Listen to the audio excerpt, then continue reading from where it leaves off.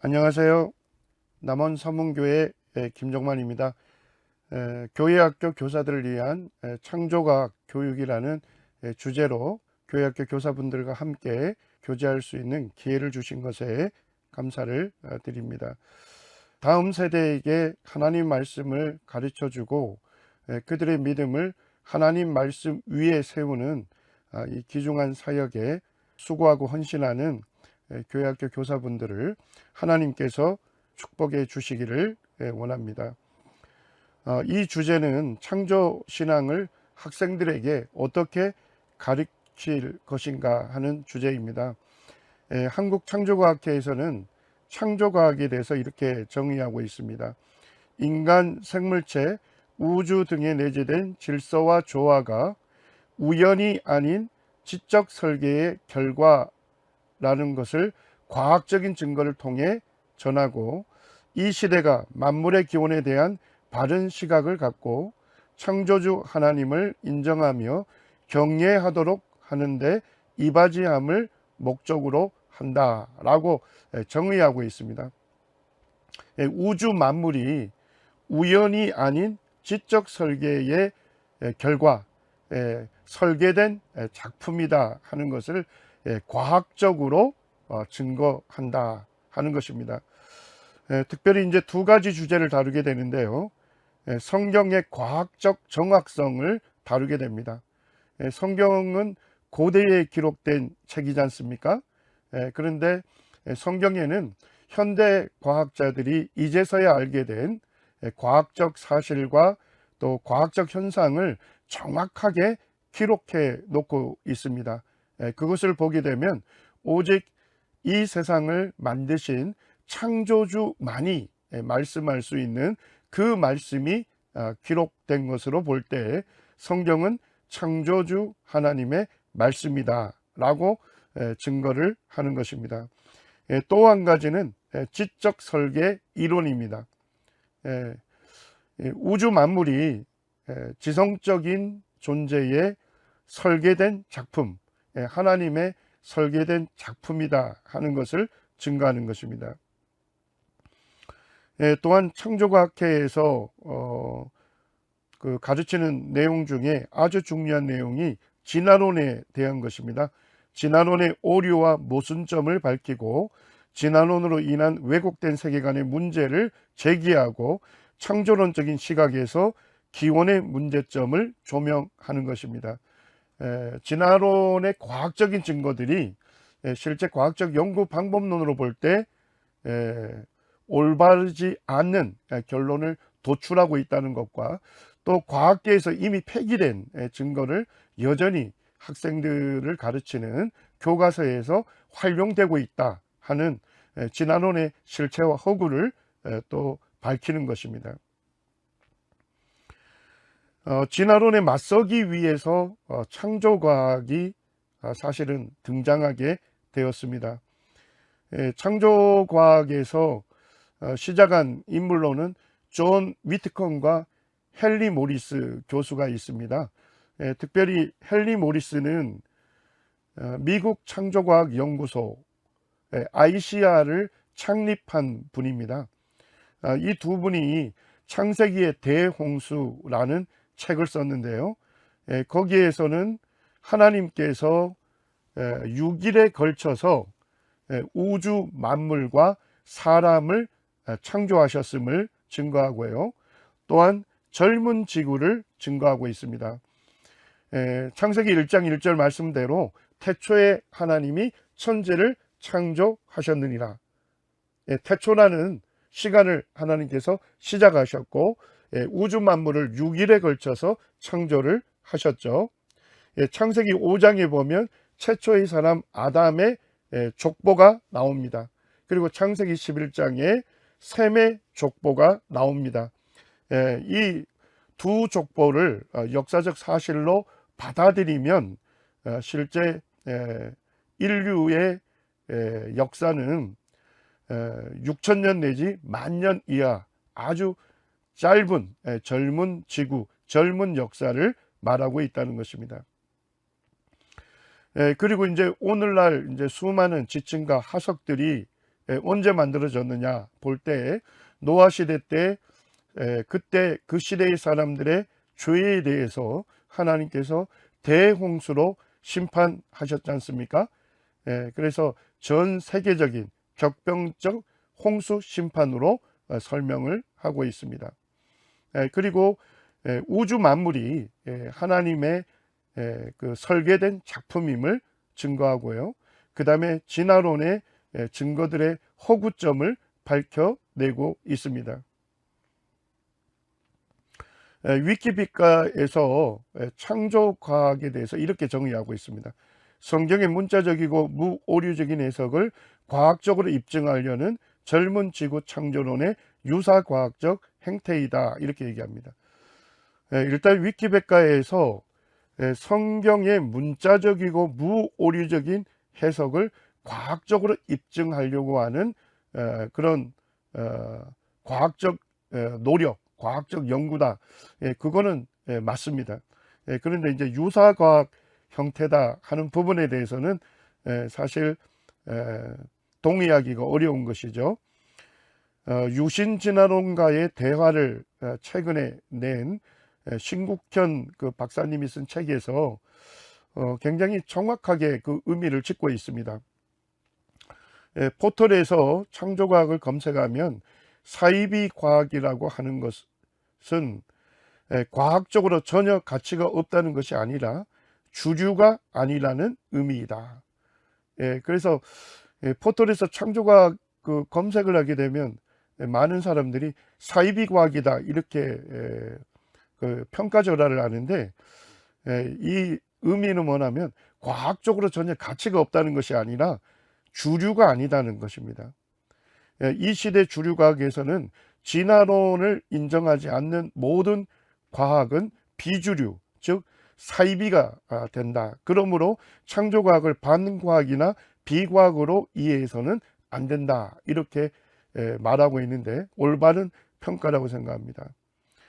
창조과학의 주장은 진화론의 절대성에 대해 과학적 반론을 적절하게 제시한다는 점에서는 충분히 참고할 만한 가치가 있다고 말하고 있습니다. 신국현 박사님이 그 유신진화론의 문제점들을 쭉 다룰 때 특별히 이제 창조과학자들이 밝혀낸 그런 여러 가지 사실과 증거들을 활용을 하고 있습니다. 그리고 이제 최근에 그 반담 교수가 쓴 창세기 1장 2장을 어떻게 읽을 것인가, 거기에서도 창조과학의 노력을 정당하게 평가하고 있습니다. 과학적 측면에서 진화론적 기원 이론에 대해 상당한 반대가 있으며 거기에 대한 중요한 비판들이 출판되어 왔다는 점에 유의하는 것이 좋다라고 코멘트를 하고 있습니다. 그러니까 진화론이 과학적 측면에서 볼 때도 문제가 있다 하는 것이 책으로나 논문으로 많이 출판되었다는 것입니다. 미국의 이제 대표적인 그 창조과학 단체가 두 가지가 있는데요. 첫 번째는 AIG입니다. 이게 뭐 AIG 보험을 얘기하는 것은 아닙니다. 엔소스 인 제네시스, 우리말로 하게 되면 창세기의 해답이라는 의미를 가진 단체가 있습니다. 그리고 이제 헨리 모리스에 의해서 창립이 되었던 Institute of Creation Research라고 하는 단체가 있습니다. 우리말로 하면 미국 창조과학 연구소라고 번역하기도 하고요. 또는 미국 창조과학회라고도 번역을 합니다. 반담 교수는 이 두 창조과학 단체들이 대중적인 상당한 지지를 받고 있고 그리고 활발하게 활동하고 있다고 평가하고 있습니다. 그런데 예상대로 주류과학은 창조론자들의 노력을 비학문적이라고 폄훼하는 경향이 있으며 이들의 연구에 격렬하게 반대하는 예도 드물지 않다. 창조론을 포함하여 모든 학문적인 노력은 비판적으로 고려될 수 있고 필요한 경우 비판을 받아야 하지만 창조론 운동이 때때로 받는 비난은 정당화될 수 없다고 밝히고 있습니다. 모든 학문적인 노력은 비판적으로 고려될 수 있습니다. 그리고 필요한 경우에는 비판을 받아야만 합니다. 그렇지만 오늘날 이제 창조론의 운동, 이 창조과학 운동이 때때로 받는 비난 자체가 정당화될 수 없다고 얘기를 하고 있습니다. 한 가지 예를 들었는데요. 마크 놀이라고 하는 저명한 복음주의 역사학자가 있습니다. 이분은 진화론을 지지할 뿐만 아니라 창조론자들의 과학적 연구를 학문적 위상에 걸맞지 않는 연구 사례라고 강조하는 것은 유감스러운 일이라고 말하고 있습니다. 마크 놀 사상의 문제점은 뭐냐면요, 진화론을 거부하는 것이 곧 과학을 거부하는 것이라고 생각을 합니다. 두 번째는 놀은 진화론을 인류 기원에 대한 하나님의 계신 성경 본문보다 더 큰 권위를 갖게 한다는 것입니다. 오늘날 이제 복음주의 진영에서나 또 복음주의적인 그 과학자들이 창조과학 운동을 비판하는데 사실 그들의 비판이 정당하지 않다는 거죠. 첫 번째는 진화론을 거부하는 것이 과학을 거부하는 것이라는 생각을 한다는 것이고요. 또 한 가지는 진화론을 성경보다 더 큰 권위를 갖고 진화론이 말했다면 성경의 기록을 다시금 해석해야 한다, 재해석해야 한다, 결국 성경 내용을 변질시키는 데까지 그들이 가고 있다는 것입니다. 그래서 반담 교수는 이 책을 통해서 창조과학 운동이 어느 정도 그 기독교계에서 그들의 그 창조과학 운동의 그 결과 노력에 대해서 정당한 평가를 해줘야 한다, 이렇게 주장하고 있는 것입니다. 복음 전도는 그 복음을 변호하고 확신시키는 사역이죠. 사도 바울도 빌립보서 1장 7절에서 자기가 했던 복음 전도 사역을 두 가지로 요약하고 있습니다. 첫 번째는 무엇입니까? 사도 바울은 복음을 변명했다, 이렇게 얘기합니다. 변명했다는 것을 영어 성경에 보니까 defending이라는 용어를 쓰고 있습니다. 복음이 진리다는 것을 의심하고 또 거짓이라고 공격하는 사람들에게 신뢰할 만한 증거를 사용해서 성경과 복음이 진리임을 체계적으로 변호하거나 방어했다는 것이죠. 두 번째, 사도 바울은 복음을 확정했다, 이렇게 되어 있습니다. 영어 성경에 보니까 confirming, 확신시켰다, 이런 의미죠. 복음을 믿고자 하는 사람들에게는 복음이 진리임을 확신하고 구원에 이르도록 도왔다는 것입니다. 오늘날 이제 다음 세대는 하나님을 모르고 절대 진리를 거부하는 세대입니다. 그래서 오늘날 그 다음 세대에게 복음을 전할 때 변증은 필수적이라는 것입니다. 오늘날 이제 많은 그 다음 세대들이 그 대중매체와 학교 교육을 통해서 성경에 대해서 다양한 의문을 갖습니다. 가인은 어디에서 아내를 얻었을까? 아담과 하와로부터 태어난 그 자녀들을 이름을 기록하고 있죠. 첫째가 가인, 둘째가 아벨, 셋째가 셋이거든요. 근데 전부 다 뭐예요? 아들의 이름만을 기록하고 있습니다. 자, 그렇다면 가인은 어디에서 아내를 얻었을까? 어떤 뭐 합리적인 그런 의문이 생기는 거죠. 그 다음에 성경에 공룡이 들어갈 때가 있는가? 성경 말씀으로 보게 되면 창조 6일째에 사람과 그 다음에 공룡을 함께 창조했거든요. 그런데 진화론에서 어떻게 얘기합니까? 공룡이 먼저 존재했다가 공룡이 다 멸종한 이후에 인간이 출현했다. 그래서 오늘날 이제 세속과학에서는 공룡이 먼저 출현했고 멸종된 다음에 그 다음에 인간이 출현했다는 것이죠. 성경과 반하는 내용을 가르치고 있습니다. 그 다음에 이제 그랜드 캐니언은 성경에 어디에 있니? 라는 이제 의구점은 뭔 얘기냐면, 그랜드 캐니언은 엄청나게 깊은 협곡이죠. 거기에는 수많은 지층과 하석들이 있습니다. 그러니까 이 수많은 지층과 하석들은 어떻게 생성이 되었는가? 그것을 성경이 말해 주는가라는 질문을 하는 것입니다. 그 다음에 노아가 그 많은 동물들을 어떻게 방주에 넣었겠느냐?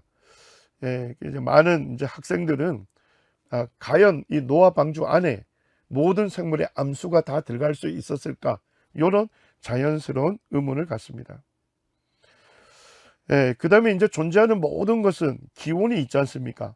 자, 그렇다면 하나님이 존재한다면 그럼 하나님은 어떻게 존재하게 되었는가 하는 자연스러운 의문이 생기는 거죠. 그 다음에 인종들은 어떻게 생겼는지, 탄소 연대 측정치는 어떻게 설명할 수 있는지, 유인원의 하석이라고 하면서 50만 년 전 하석이다, 그렇게 얘기하는데 그 연대 측정을 어떻게, 그 연대 측정하고 성경에서 말씀하는 거하고 어떻게 조화를 이룰 수 있는가, 이런 다양한 그 의문들을 갖고 있습니다. 그래서 교회학교 교사들은 이 다양한 질문에 대해서 성경을 갖고서 신뢰할 만한 답변을 해 주어야 하는 것입니다. 오늘날 세상은 기독교 신앙의 적대적인 세상입니다.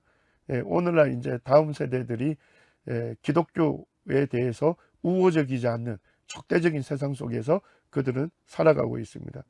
오늘날 이제 포스트 모더니즘이라고 하는데, 이 사상은 너의 인생은 너의 것이다. 너가 너의 인생의 주인이다. 그러니까 너가 원하는 거, 너가 하고 싶은 것을 해라. 어떤 누구도 너의 결정에 영향을 줄 수 없다. 이런 사상을 주입하고 있습니다. 그 다음에 오늘날 다원주의 사상이 팽배합니다. 모든 종교는 나름의 진리를 갖고 있다는 것입니다. 기독교는 기독교 나름의 진리를 갖고 있고, 불교는 불교 나름의 진리를 갖고 있다.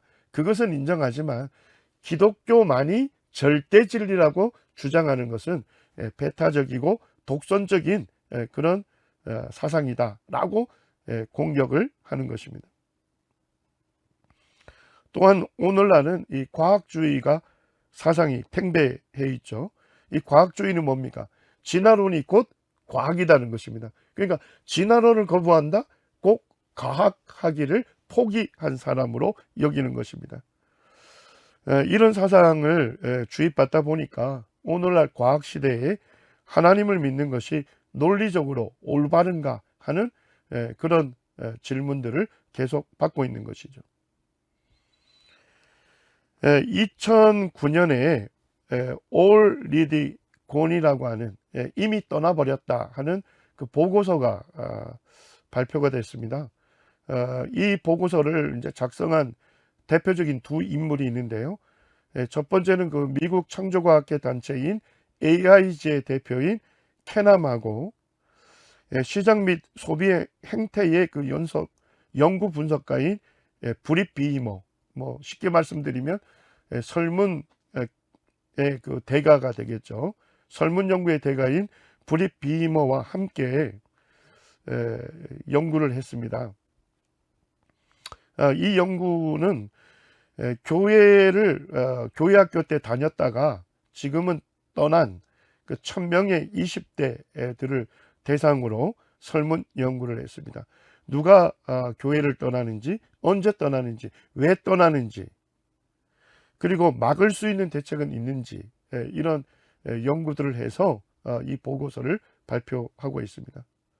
자, 이 보고서에 보니까 굉장히 의아한 연구 결과들이 많습니다. 어떤 학생들이 교회를 떠났는가? 자, 두 그룹으로 나눴습니다. 주일 예배와 교회 학교에 다 참석하는 학생들하고 주일 예배만 참석하는 학생들. 자, 두 그룹 중에 누가 더 많이 교회를 떠났을까요?